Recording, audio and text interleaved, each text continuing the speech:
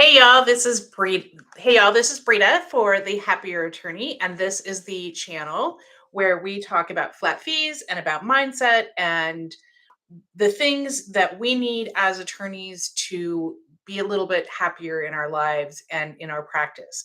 And today's question, it's Talk Tuesday, so I answer your questions. And today's question was from our Facebook group, Attorneys and Flat Fees, where if you are an attorney, you're welcome to join. If you are not an attorney, you will not be joining. But it was talking about how you take a sabbatical, how you take an extended period of time off of work. And I know y'all just want the how-tos, the answers, and it's never that simple. So before we get to the how-tos of taking a sabbatical, which it is possible, that's going to be next week. This week, we're going to talk about some getting real with yourself on why you even want a sabbatical, why you think that that's necessary. And as always, I tell you what you probably need to hear, not what you want to hear. I'd much rather slap you with the truth than kiss you with a lie. And I have certainly been there when you are just burned out and when you are waking up in the morning and the first thing that comes into your head when you have to go to work is, a bad word. Where you're just like, oh my gosh. And the problem is that generally we can keep doing it. We can just keep chugging away on fumes until we can't.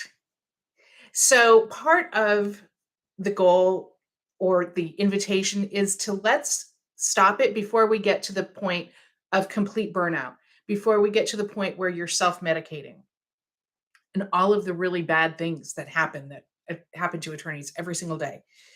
And when you really get to the point of saying, I need a big sabbatical, you're probably already past the point of exhaustion. It's kind of like water. I grew up in Arizona. I lived in Arizona and I used to hike a lot. And by the time you realize that you need water, you are well past the point of being dehydrated. And I have certainly been there on more than one occasions when I didn't have enough water. And by the time you realize I need water, you're still a long way away from water. And let me tell you, it's a very scary situation and nothing in the world matters but getting to that water. Nothing. Well, likewise, by the time you are to the point of, I need a sabbatical, I need 6 months off, I need a year off, you're in the desert without water. So let's try and get you a little bit of water let's try and get you a little bit of relief, because taking a sabbatical is a big deal. It takes a lot of planning. It takes a lot of prep work. You don't want to just blow up your entire practice. So let's get you a little bit of water now. So let's deal with the real issue. What is going on that you are so overloaded?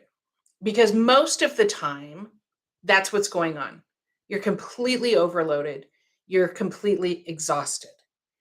And I don't know what the circumstances of your life are, obviously, but if we can get some things off of your plate, or if we can turn down the treadmill even just a little bit, that gives you some breathing room.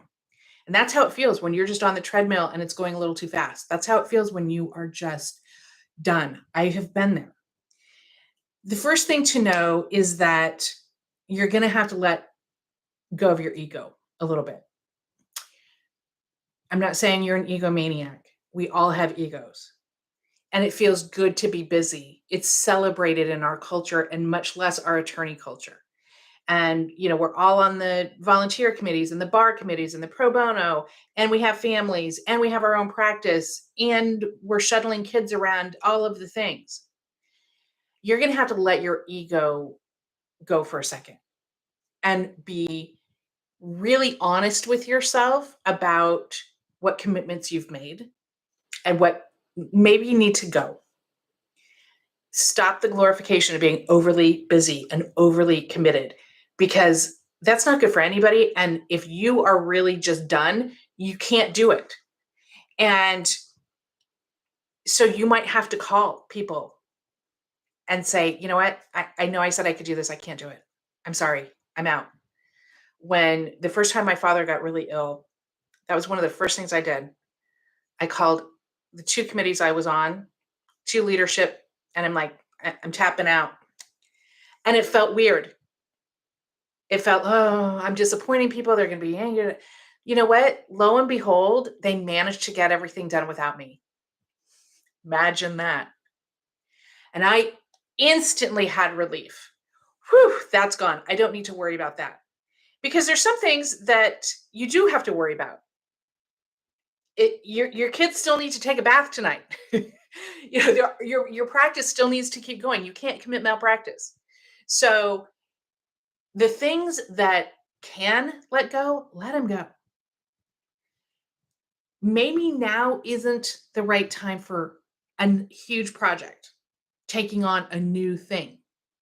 So if you're already stretched, maybe now isn't the time to try and lose 50 pounds or to try and change practice areas or get into that big new coaching program.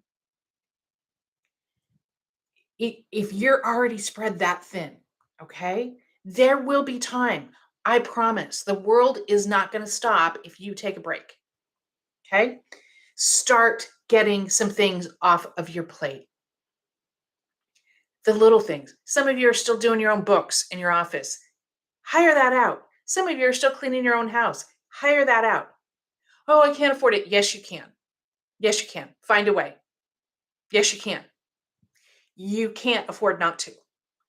Whatever the little things are, maybe you get a virtual assistant. Maybe you delegate more. Whatever you do, it's not going to be comfortable at the beginning because it's change. But when you start doing it, when you start delegating, when you start getting some things off of your plate, including maybe some stuff for your kids, do they really need to be in every extracurricular activity? Probably not. I'm not trying to tell you how to parent, but probably not. So what can you get off of your plate? There are some things that you legitimately are not going to be able to. Those have to be your priority.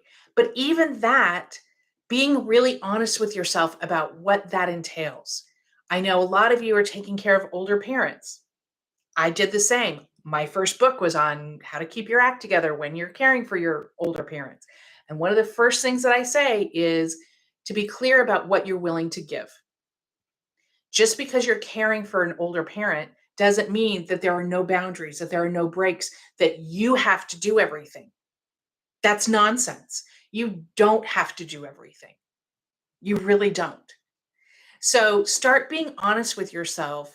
There's one of you, there's 24 hours in a day, and Superman and Superwoman are fictional characters. Okay? And there is a cost.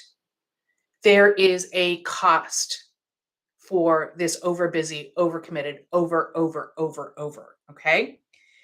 And when you are stretched this thin, especially if there are emotional issues involved, it's even going to be so much more important than in daily life to take care of yourself, to practice healthy boundaries with people, to have the basics like drinking enough water and sleeping. And I know you're like, are you kidding me? Did she really just tell me to drink water? Yeah, because when you are in that state, you don't.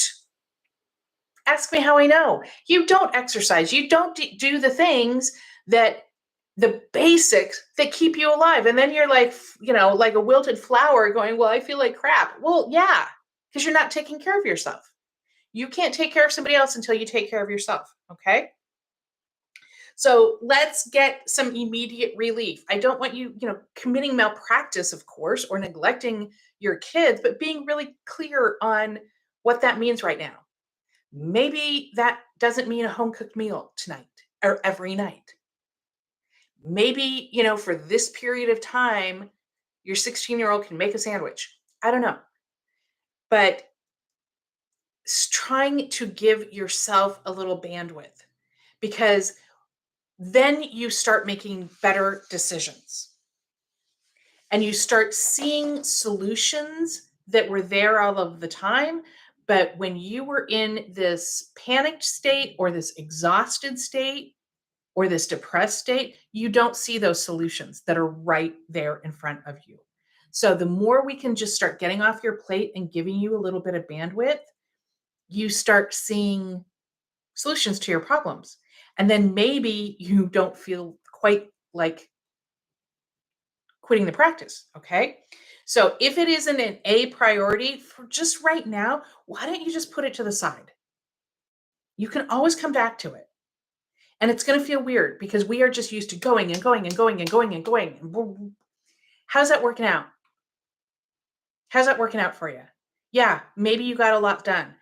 I'm going to challenge you because I've done it. When you start slowing down and you stop taking everything and putting it on your plate, guess what happens? You actually get more done.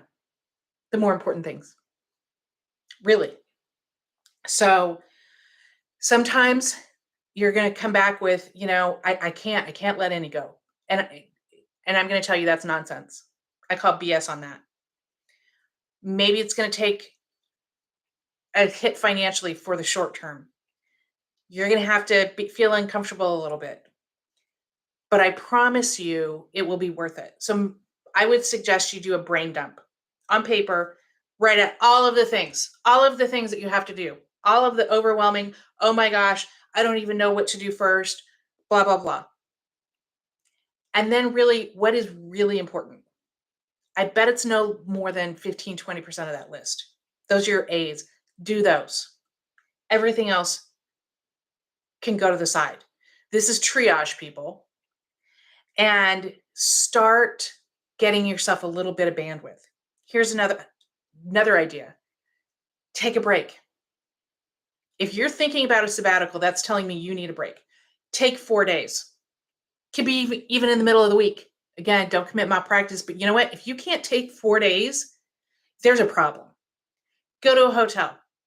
You don't have to spend a ton of money. Go by yourself. This is not a sightseeing vacation. This is not a reconnect with your spouse. This is for you to get some bandwidth. You might sleep for 4 days. You might sit there and, look at the wall. But recharge. Take a journal with you. Start looking at what needs to be taken off the plate. What is really important? What isn't? How could you structure so that you could take more time off? So that you don't have to get to a point where you are so burned out and you're talking about a sabbatical. Some of you are talking about quitting practicing altogether. Now, while I just said don't take on a new project, the exception to that, of course, is learning flat fees. Because when done properly, and if you have clients, they will instantly give you bandwidth. They instantly give you time bandwidth and money bandwidth. And then when you have more time and you have more money, it's a lot easier to do the other things that get you more time and more money. Okay? So that is the one exception that I would say. But I would still tell you, clear your plate, go take a break. Now, then once you have a little bit of water, a little bit of oxygen, then we can talk about a sabbatical. And we can do that next week. And then we can talk about adding more time to decompress into your life so that you are recharging on a regular basis and not getting to the point where you're like, oh my gosh, I need to take a year off. Okay. So I am going to see if there's any questions here. I don't see any. So this is Breed Along. If you've enjoyed this, please like, subscribe, comment. And if you want more information about working with me, just go to breedalong.com, BRITALONG, and we will see you on the next video. Take care.